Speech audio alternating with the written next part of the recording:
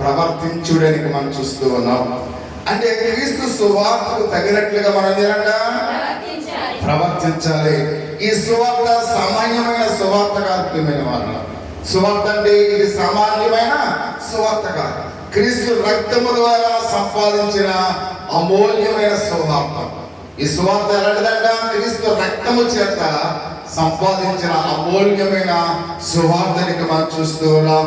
ఇందులో అక్కడ శిలువ శ్రమ ఉంది. ప్రియమైన వాళ్ళ శిలువలో ఆయన కాల్చిన విలువైన మరణం ఉంది అని ఇక్కడ మనం చూస్తూ ఉన్నాం. ఆయన సమాధి ఉంది, పునరుద్ధానం ఉంది. ఇవన్నీ కూడా ఇమర్చబడి సంపాదించింది ఈ యొక్క సువార్త. సువార్త అంటే ఏదో సాధారణంగా వచ్చింది కాదు.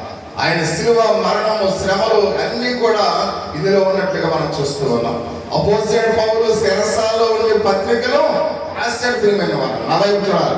అపోస్తలుడైన పౌలు ఎక్కడ రాశాడు? ఆయన శిరసాల్లో ఉండి సువార్త రాశాడు. చేతులు కట్టబడ్డాయి, బొండాలు వేయబడ్డాయి, కదలడానికి లేదు, మెదలడానికి లేదు. అయినప్పుడు కూడా కలము తీసుకునే సువార్తలో అనేకమైన పత్రికలు రాశాడు.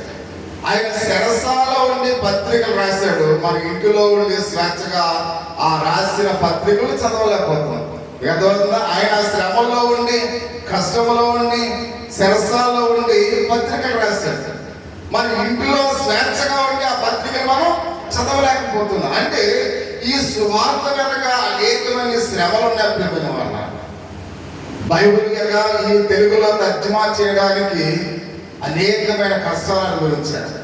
అనేక మంది తమ ప్రాణాలను పోగొట్టుకున్నారు ఈ బైబిల్ తయారవడానికి. ప్రియమైన వాళ్ళ అంటే ఈ బైబిల్ వెనక అనేకమైన ఐగుప్తులైతే అనేకమైన ప్రాణాలు వారి యొక్క హతసాక్షులుగా అయిపోయారు.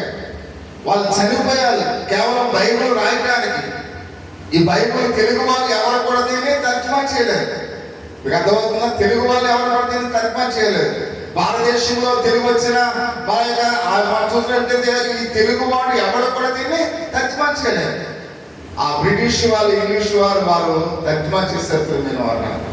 వాళ్ళు వచ్చి రాని తెలుగులో దీన్ని ఏం చేశారు? చదువుకుని తర్జుమా చేస్తారు. మనకందరికి కూడా అర్థమైన రీతిగా దీన్ని చేస్తారు. అంటే మన తెలుగు వారు ప్రభు కొరకు ఏం పని చేస్తూ ఉన్నారు? నీవు నేను ఎలా ఉన్నాం అంటే మనం దేవుని యొక్క సోమరులుగానే ఉన్నాం తప్ప ప్రభు కొరకు చేసిన వాడు ఎవరు కూడా నేర్పిన వారు.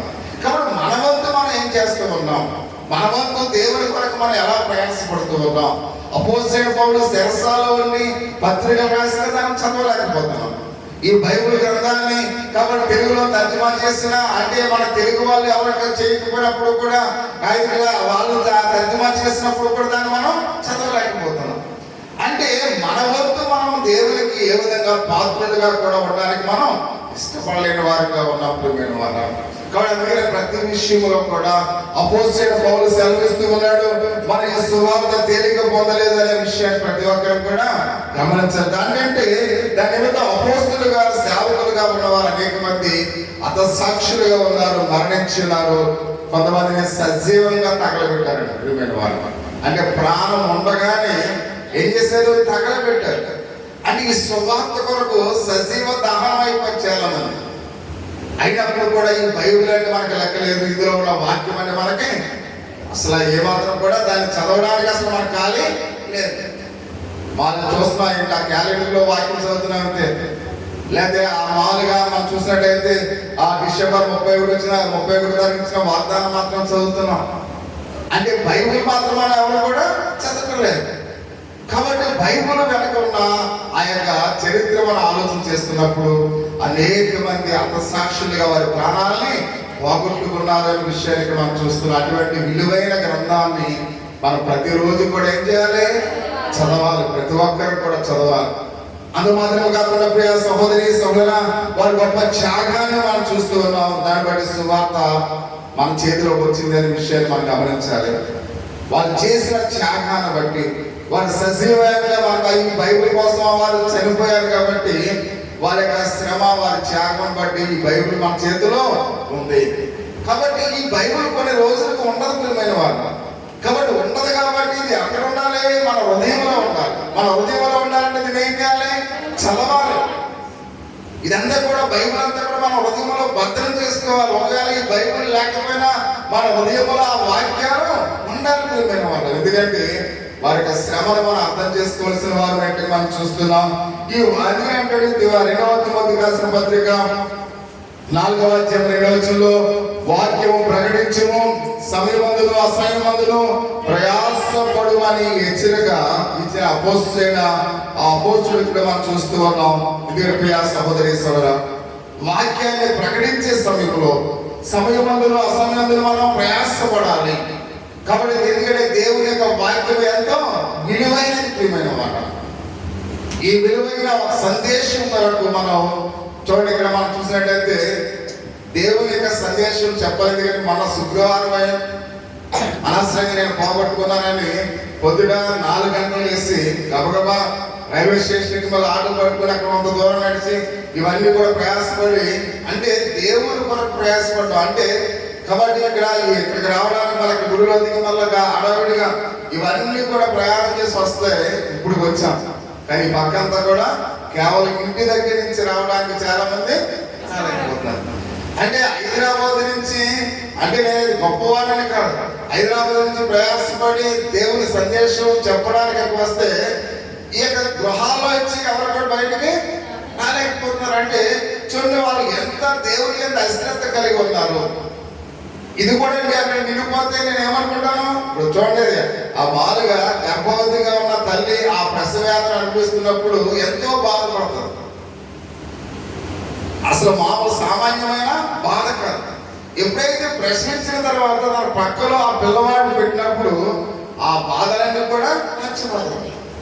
కాబట్టి అంత ప్రయాసపడి వచ్చినా కానీ అంత కూడా ఖాళీగా ఉంటే అనవసరంగా ఎందుకు వచ్చానో నేను ప్రార్థన చేసుకుని వెళ్ళిపోమంటే బాగుంది కదా అని మనసులో అనిపించేట్లుగా సంఘం ఉండకూడదు ప్రియమైన వాళ్ళు. మా పాస్టర్ గారు అంత దూరానికి వస్తున్నారు కాబట్టి నేను వెళ్ళాలి, ఈ రాత్రి నేను దేవుని యొక్క సన్నిధానానికి వెళ్ళాలని వాళ్ళు కూడా రావాలి ప్రియ సహోదరి సహోదరు. అప్పుడే మనం దేవుని గౌరవించే వారిగా, దేవుని యొక్క విశ్వాసంలో మనం ఉండేవారుగా అంట. అందుకని అన్నాడు సమయమందును మనం ప్రయాసపడాలి. అపోస్తలుడు పౌలు ఇంకొక మాట చెబుతున్నాడు ప్రియ సహోదరి సహోదరు. ఆయన అంటున్నాడు, సువార్తల గురించి నేను సిగ్గుపడేవాడు కాను, సువార్త ప్రకటింపకపోయిన నాకు శ్రమ అని ఆయన ఘోషిస్తూ ఉన్నాడు. ఎందుకంటే సువార్త ప్రకటించకపోతే నాకు శ్రమ. అంటే అపోస్తలుడు పౌలు సువార్త ప్రకటించకపోతే నాకు శ్రమ అన్నాడు. అంటే సువార్త వినకపోవడం వల్ల ఎన్ని కష్టాలు వస్తాయో మనం ఎప్పుడైనా ఆలోచన చేస్తూ ఉన్నామా?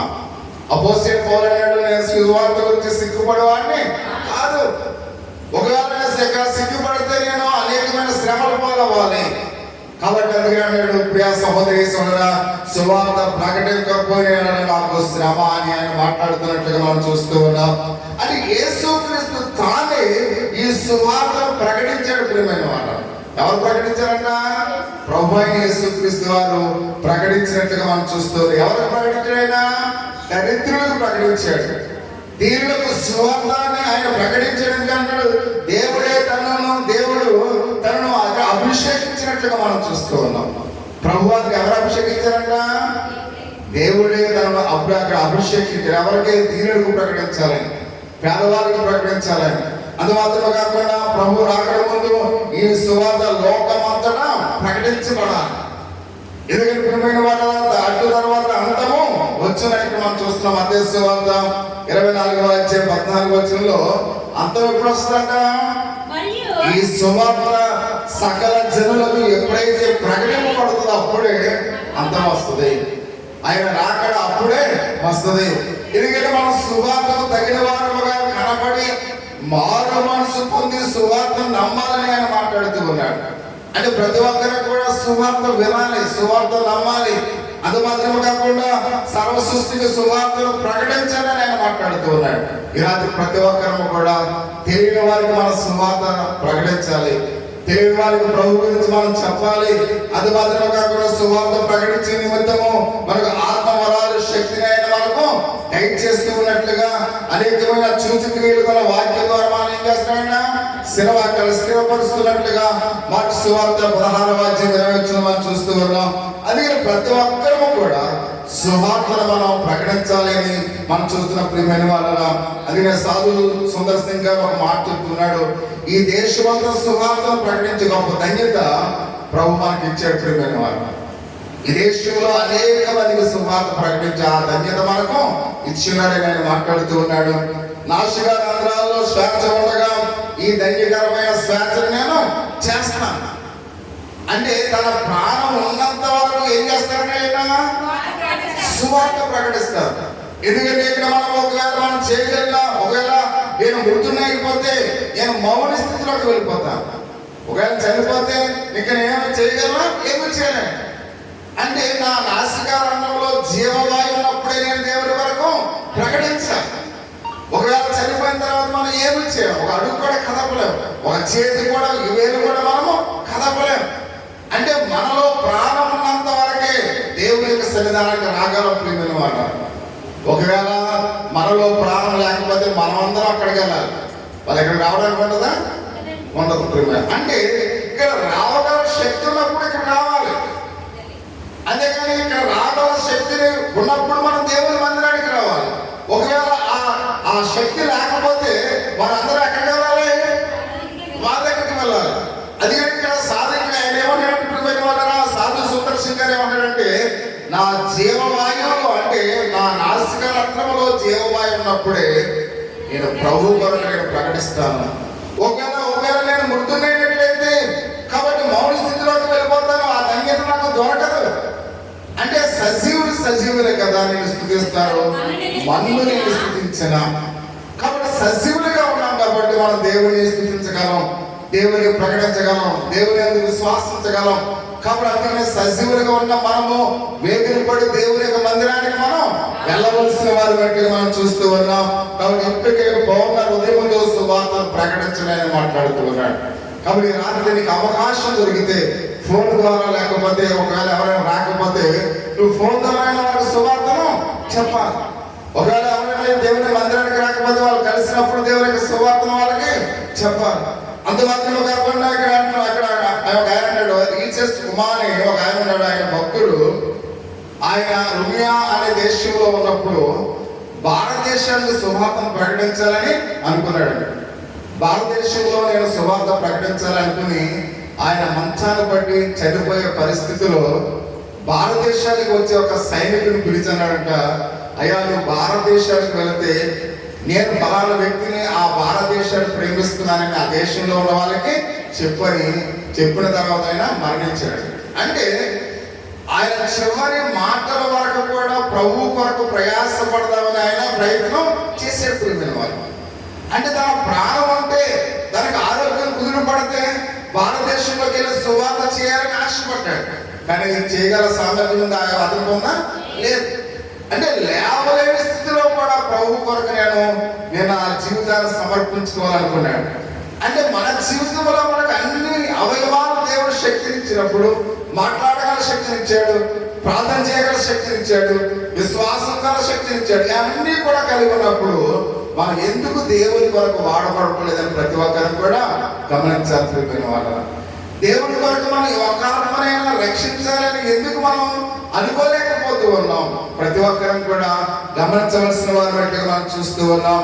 కాబట్టి అందుకని అంటున్నాడు, ఏ విధమైన చేతలేనము మన సువార్తను ప్రకటించాలి. దైవ సంకల్పం మాత్రమే కాదు కానీ ప్రియమైన వాళ్ళరా, ఒకవేళ ప్రకటించిన ఎడల వారందరూ కూడా నిత్య నరకానికి వెళ్ళిపోతారు. ఎవరైతే సువార్త అందలేని వారికి మన సువార్తను అందించాలి. ఒకవేళ అందించకపోతే వాళ్ళందరూ కూడా ఎక్కడికి వెళ్ళిపోతారో? నిత్య నరకానికి వెళ్ళిపోతూ ఉంటారు.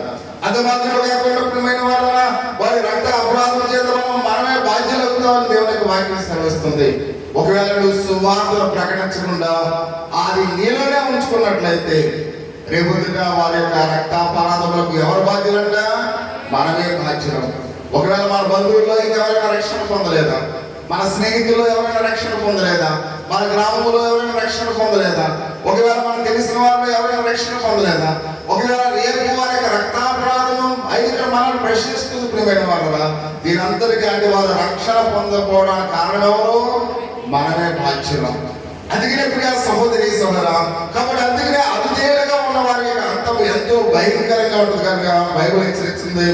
మొదటి పేతురు 4వ అధ్యాయం 17వ వచనంలో ఒక మాట మనం చూస్తున్న ప్రియమైన వారలారా, మొదటి పేతురు 4వ అధ్యాయము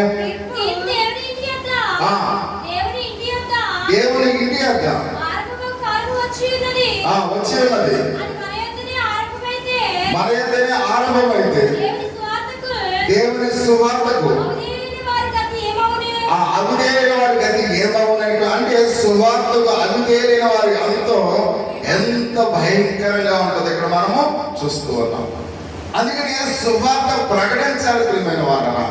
ఎందుకంటే ఆ సువార్త వారు వినిపించుకోలేకపోతే, ఆ సువార్త వారి చెవుల్లోకి వెళ్ళకపోతే వారి అంతం చాలా భయంకరంగా ఉంటుంది. అందుకని ప్రతి ఒక్కరము కూడా ఎవరైతే మారు మనసు పొందలేదో, దేవుని ఎవరైతే అంగీకరించలేదో, మన వంతు ప్రయాసం మనం పడాలి. ఒకరోజు దేవుడు లెక్క అడిగితే ఎందుకు వారికి సువార్తను ప్రకటించలేదు, వారి యొక్క రక్తాపరాధము మనల్ని అక్కడ వేలు పెట్టి చూపిస్తుంది అని మనం చూస్తూ ఉన్నాం. అందుకే ప్రియా సహోదరి సోదర, అవిధేయుల వారికి ఎంతో భయంకరంగా ఉంటుందని బైబిల్ మనకు హెచ్చరిస్తూ ఉంది. అది నినివే ప్రజలు యోనా ఎప్పుడైతే ప్రకటించాడో ఆ సువార్త విన్నప్పుడు ఆ పట్టణము కాపాడబడినట్లుగా మనం చూస్తాం. అంటే నినివే ప్రజలు వారు ఎప్పుడైతే అవిధేయులుగా ఉన్నారో, అవిధేయులుగా ఉన్న వారి యొక్క అంతము చాలా భయంకరంగా ఉంటుంది కనుక ఆయన యోనా ఏం చేశారు, అక్కడ సువార్త ప్రకటించాడు. కాబట్టి సువార్త ప్రకటించినప్పుడు ఆ నినివే పట్టణం అంతా కూడా ఏమైంది, రక్షింపబడ్డది. అందుకే మన జీవితాల్లో మనము కూడా అవిధేయులుగా ఉన్న వారికి సువార్తను ప్రకటించాలి. దేవుడు ఎదగని ప్రజలకు మన సువార్తను ప్రకటించాలి. వాళ్ళు ఎవరైనప్పుడు కూడా మన సువార్త వాళ్ళకు ప్రకటించి వాళ్ళ రక్షణ మార్గంలో నడిపించవలసిన బాధ్యత మనది అని మనం చూస్తున్నాం. అయితే నోవాహు ప్రకటించిన సువార్త నాటి ప్రజలు లోబడ్డారా? లోబడలేదు ప్రియమైన వారు. అందుకని వాళ్ళందరూ కూడా ఏమయ్యారు, జల ప్రళయంలో వాళ్ళందరూ కూడా మునిగిపోయి చనిపోయినట్లుగా మనం చూస్తూ ఉన్నాం. అంటే సువార్త అక్కడ ఆ నోవాహు ప్రకటించినప్పుడు కూడా నోవాహు మాటలు ఏమాత్రం కూడా వాళ్ళు వినలేదు కనుక ఆ జల ప్రళయంలో వాళ్ళందరూ ఏమైపోయారు, సజీవ సమాధులు అయిపోయినట్లుగా మనం చూస్తూ ఉన్నాం. అంటే సువార్త రక్షిస్తుంది ప్రియమైన వాళ్ళ. ఒకవేళ సువార్తకు అవిధేయులుగా ఉన్నట్లయితే మనం శిక్షింపబడతాం. అందుకని ప్రతి ఒక్కరికి కూడా మనం ఏం చేయాలి, సువార్తను ప్రకటించాలి. సువార్తను ప్రకటించాలని ప్రభు సెలవిస్తున్నట్లుగా మనం చూస్తూ ఉన్నాం. అందుకని కాబట్టి సువార్తకు తగినట్లుగా నడుచుకోండి. రాత్రి సువార్తకు తగినట్లుగా మనం ఏమాలన్నా నడుచుకోవాలని మనం చూస్తున్నాం. చివరి యొక్క మాట, రాజ్యములకు పాత్రులుగా ఉండాలి ప్రియమైన వాళ్ళు. ఆయన రాజ్యానికి మనం ఎలా ఉండాలంట, పాత్రులుగా ఉండాలి.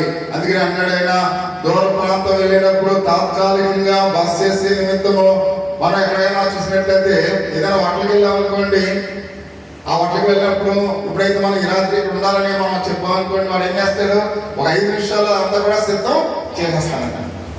అంటే వాడు ఒక 5 నిమిషాల్లో సిద్ధము చేస్తాడు.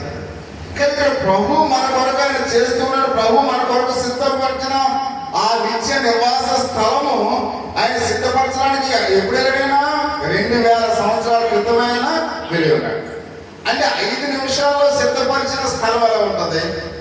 2000 సంవత్సరాల నుంచి ఆయన మనకు స్థలాన్ని ఏం చేస్తున్నాడైనా సిద్ధపరుస్తూ ఉన్నట్టుగా మనం చూస్తుంటే 1 నిమిషంలో కార్యక్రమమైన వాళ్ళు 2000 సంవత్సరం ఆయన దాన్ని ఏం చేస్తున్నాడు, సిద్ధపరుస్తున్నాడు. అంటే అది ఎంత అద్భుతంగా ఉంటుందో సార్ గమనించండి. అంటే 2000 సంవత్సరాలు ప్రతిరోజు కూడా మన కొరకు ఒక నివాస స్థలాన్ని ఏం చేస్తున్నాడైనా శుభ్రం చేస్తున్నాడు, సిద్ధపరుస్తూ ఉన్నాడు. అంటే అన్ని సంవత్సరాల నుంచి మన కోసం ఆ నివాస స్థలం ఆయన సిద్ధపరిస్తే అది ఎంత సుందరంగా ఉంటుందో ఒకసారి గమనించండి ప్రియమైన వారు. ఇక్కడ మనం చూస్తూ ఉన్నాం, ఆయన రాజులకు భవనాన్ని మన కొరకు ఆయన సిద్ధపరచున్నట్లుగా మనం చూస్తున్నాం. ఎందుకంటే రాజవంశులుగా మనం ఉన్నాం. అంటే మన యొక్క గృహం ఎలా ఉంది, రాజవంశంలో ఉన్న ఒక గృహముగా కొన్ని ఆ 2000 సంవత్సరాల నుంచి మన కోసం ఆయన ఏం చేస్తున్నాడంట, ఆ గృహాన్ని సిద్ధపరుస్తూ ఉన్నట్టుగా మనం చూస్తూ ఉన్నాం. ఎందుకంటే ఆయన అన్నాడు, నా తండ్రి ఇంట అనేకమైన నివాసము కలవు, లేని యెడల మీతో చెప్పెదను, మీకు స్థలము సిద్ధపరచ వెళ్ళుచున్నాను. అంటే ఆయన మనకు స్థలము సిద్ధపరచడానికి ఆయన వెళ్ళి ఉన్నట్లుగా మనం చూస్తున్నాం. అంటే పరలోక రాజ్యంలో ప్రవేశించడానికి మీరు చేయవలసిన సమస్తమును కూడా మీరు చేయండి. అందుకనే మీరు నేర్పవలసిన నీతిని మీరు నేర్చుకోండి. కాబట్టి అది ఉన్నతమైన స్థలము కనుక, ఉన్నతమైన స్థలంలోకి మనం వెళ్ళాలి కనుక ఎలా వెళ్ళాలో మనం ఏం చేయాలి? సిద్ధం చేసుకోవాలి. దానికోసం మనం ప్రిపరేషన్ కలిగి ఉండాలి. మనం ఎలా వెళ్ళాలి? ఎందుకంటే ఒక వివాహానికి వెళుతున్నప్పుడు ఆ వివాహానికి మనం చాలా ఏం చేస్తుంటాం? మనకున్న నగలు పెట్టుకుంటాం, మంచి శారీస్ కట్టుకుంటాం, కాబట్టి మంచి సెంటు పెట్టుకుంటాం, మంచి వాహనం మీద వెళ్తాం. అంటే మనం వెళ్ళే ఆ యొక్క వివాహము చాలా విలువైంది కనుక మనము కూడా ఎలా వెళ్ళాలనుకుంటాం? దానికి తగినట్లుగా మనం వెళ్ళాలనుకుంటాం. అర్థమవుతుందా మీకు? అంటే అది విలువైన వివాహం కనుక ఆ వివాహానికి మనం వెళ్ళాలంటే మనము కూడా తగినట్లుగా వెళ్ళాలి. అంటే ఆయన 2000 సంవత్సరాల నుంచి ఒక స్థలాన్ని సిద్ధపరుస్తూ ఉన్నాడు, మనం ఒక గృహాన్ని కడుతూ ఉన్నాడు. అది విలువైన గృహం కనుక అక్కడికి మనం వెళ్ళాలంటే ఎలా సిద్ధపడాలి అని ప్రతి ఒక్కరు కూడా తెలుసుకోవలసిన వారు అన్నట్లుగా మనం చూస్తూ ఉన్నాం. అందుకనే నెరవేర్చవలసిన నీతిని మీరు నెరవేర్చండి. అంటే ఆ గృహంలోకి ప్రవేశించాలంటే మనం నీతిని నెరవేర్చాలి, నీతిమంతులుగా ఉండాలి, పరిశుద్ధులుగా ఉండాలి. అంత మాత్రమే కాకుండా విధేయులు కావలసిన ప్రతి వాక్యానికి మనము విధేయులుగా ఉండడానికి దేవునికి వాక్యం సెలవుతుంది. అంటే దేవుని వాక్యానికి మనం ఎలా ఉండాలంట? విధేయులైన వారిగా మనం ఉండాలని మనం చూస్తున్నాం. ఒకవేళ మీరు విదేశం ఒకవేళ వెళ్ళాలనుకోండి, ఏదైనా అమెరికాలో లేకపోతే కోవిడ్ వెళ్ళాలనుకోండి, మనం ఏం చేస్తారు? అక్కడ పాస్పోర్ట్ మనకి ఉండాలి. పాస్పోర్ట్ లేకుండా మనం వేరే దేశం వెళ్తామా? వెళ్ళలేము. అంటే మనకు పాస్పోర్ట్ ఉండాలి, వీసా కూడా ఉండాలి. పాస్పోర్ట్ అంటే ఏంటి? అంటే ఈమె వేరే దేశానికి వెళ్ళవచ్చు అనే ఒక అనుమతి ఉన్న పాస్పోర్ట్. వీసా అంటే అక్కడ ఈమె ఉద్యోగం చేయడానికి అర్హత ఉంది అని ఆ వీసా ఇస్తారు. అంటే ఇక్కడ మనకు పాస్పోర్ట్ ఉండాలి, వీసా ఉండాలి. అంత మాత్రమే కాకుండా విమానం టికెట్ కూడా ఉండాలి. టికెట్ లేకపోతే వాళ్ళు అనర్థనా? అంటే పాస్పోర్ట్ ఉండాలి, వీసా ఉండాలి, టికెట్ ఉండాలి. అంటే విమానం టికెట్ ఉండాలి. అంటే ఈ అన్ని కూడా కలిగి ఉండాలి. అంటే అలాగైతే పరలోక రాజ్యం చేయాలంటే మన కొరకు కూడా ఆయన కొన్ని షరతులు పెట్టాడు. అంటే వేరే దేశానికి వెళ్ళాలంటే ఇన్ని షరతులు ఉన్నాయి. అంటే పరలోక రాజ్యం కూడా వెళ్ళాలంటే మనకు కూడా దేవుడు ఏం చేశాడు? కొన్ని షరతులు పెట్టాడు. అంటే ప్రియమైన వాళ్ళ మీరు మారు మనసు పొంది బిడ్డల వంటి వారిగా మారాలి. అంటే పరలోకం వెళ్ళాలంటే మనం ఎలా ఉండాలి? ఇప్పుడు మారు మనసు పొందిన బిడ్డల వలె ఉండాలి. మత్తయి సువార్త 18:3. అంటే పరలోక రాజ్యం వెళ్ళాలంటే అక్కడ 3 విషయాలు మనం చూస్తున్నాం. అంటే అమెరికా కోవిడ్ వెళ్ళాలంటే 3 ఏంటవి? Passport, visa, flight ticket. అంటే పరలోకం వెళ్ళాలంటే మనం మొదటగా ఏం చేయాలంట? మీరు మారు మనసు పొందిన బిడ్డల వలె మారితే మనం పరలోకం వెళ్తాం. రెండవదిగా నీటి ద్వారా ఆత్మ ద్వారా జన్మించాలి. పరలోకం వెళ్ళాలంటే రెండోది ఏంటి? నీటి ద్వారా ఆత్మ మూలంగా మనము జన్మించాలి. కాబట్టి మూడోది మనం చూస్తున్నాం, ఇక్కడ శాస్త్ర నీతి కంటేను పరిశీలన నీతి కంటేను మీ నీతి అధికముగా ఉండాలని మత్తయి సువార్త 5:20 మనం చూస్తున్నాం. అంటే మన నీతి ఎలా ఉండాలంట? అధికముగా ఉండాలి. అంటే మారు మనసు పొందిన వారిగా ఉండాలి. 1, 2 నీటి ద్వారా ఆత్మ ద్వారా జన్మించాలి. 2, 3 కాబట్టి మన నీతి పరిశీలన నీతి కంటే అధికముగా ఉండాలి. అప్పుడే మనం ఎక్కడికి వెళ్తామంట? పరలోకం వెళ్తాం. ప్రియమైన వాళ్ళ అంటే పరలోకము తండ్రి సంపూర్ణంగా మనం అన్ని కూడా చేయాలి. ఆయన మనం ఏం చేయాలని కోరుకుంటూ ఉన్నాడో పరలోకము తండ్రి అవన్నీ కూడా మనం ఎలా చేయాలి? సంపూర్ణంగా నెరవేర్చవలసిన వారు వెంటగా మనం చూస్తూ ఉన్నాం. అంటే మన దేశం నుండి మరో దేశానికి వెళ్ళినప్పుడు తనిఖీ చేసే అధికారులు ఉంటారు. సైలెన్స్ తెలుసు. అక్కడ మనం ఎలా వెళ్ళిపోతే అక్కడ వెళ్ళిపో. అక్కడ ఏం చేస్తుంటారు? తనిఖీ చేస్తారు. కాబట్టి తనిఖీ చేసేటప్పుడు ఇక్కడ ఇమిగ్రేషన్ అనే అధికారులు ఉంటారు. ఇమిగ్రేషన్ అధికారులు ఉంటారు. ఆ ఇమిగ్రేషన్ అధికారులు ఏం చేస్తారు? మన పాస్పోర్టు, మన వీసా, మన ఫ్లైట్ టికెట్ ఇవన్నీ కూడా తనిఖీ చేస్తారు. అంటే వీటిలో ఏదైనా సరిగ్గా లేకపోతే వాళ్ళు ఏం చేస్తారు? వెనక్కి వాళ్ళు పంపించేస్తారు. అంటే ఇక్కడ కస్టమ్స్ అధికారులు కూడా ఉంటారు. అక్కడ ఎవరుంటారు? ఇంకా ఇమిగ్రేషన్ అధికారులతో పాటు కస్టమ్స్ అధికారులు కూడా ఉంటారు. వాళ్ళు కూడా ఏం చేస్తారు? చెక్ చేస్తారు. అంటే వాళ్ళు కూడా అన్ని కూడా కరెక్ట్ గా చూస్తారు. అందుబాటులో ఆ ప్రకారమే ఈ లోకాన్ని విడిచి మనం వెళ్ళినప్పుడు లోకాధికారి కూడా ఏం చేస్తాడు? తనిఖీ జరిపిస్తాడు. అర్థమవుతుందా? అంటే లోకాధికారి ఎవరు? లోకాధికారి ఎవరు? సాతాను. అంటే ఇక్కడ మనం చూస్తూ ఉన్నాం, అతను యేసుక్రీస్తును శోధించాడు కదా. ప్రతి ఒక్కరిని కూడా గమనించారు. అంటే ఈ లోకాధికారి ఎవరు శోధించాడు? యేసుక్రీస్తు వారిని శోధించాడు. అంటే ఈ లోకాధికారి వచ్చి ఉన్నారు అనే విషయానికి మనం చూస్తున్నాం. అందుకని యోహాను సువార్త 14:30 అంటాడు, నాతో వారికి సంబంధము. అంటే ఈ లోకాధికారితో మనకి ఏమి లేదు, సంబంధం లేదు. అదే మరణం ద్వారా పరదర్శనానికి మనం వెళుతున్నప్పుడు ప్రియమైన వాళ్ళ తగిన వారమా కాదా అని అక్కడ దోతలు తనిఖీ చేస్తారు. ఎవరితో? ఏ దోతలు? మామూలుగా పరలోకంలో ఉన్న దోతలు మనల్ని తనిఖీ చేస్తారు. అంటే ఆ పరలోకానికి వెళ్ళే యోగ్యత మనకు ఉందా లేదా అంటే ఇక్కడ పరలోకంలో ఉన్న దేవదూతలు మనం ఏం చేస్తారంట? మామూలుగా ఇక్కడ అయితే ఇక్కడ మామూలు ఫ్లైట్ దగ్గర ఎవరు చెక్ చేస్తారు? ఇమిగ్రేషన్ అధికారులు, కస్టమ్స్ అధికారులు ఇక్కడ చెక్ చేస్తున్నారు. కానీ పరలోక రాజ్యానికి మనకు వెళ్ళినప్పుడు అక్కడ ఎవరు మనల్ని చెక్ చేస్తారంట? దేవదూతలు మనల్ని చెక్ చేస్తాయని మనం చూస్తున్నాం. రహస్య పాపాలు మన దగ్గర ఏమైనా ఉన్నాయా? మనలో ఏమైనా అపవిత్రత ఉందా?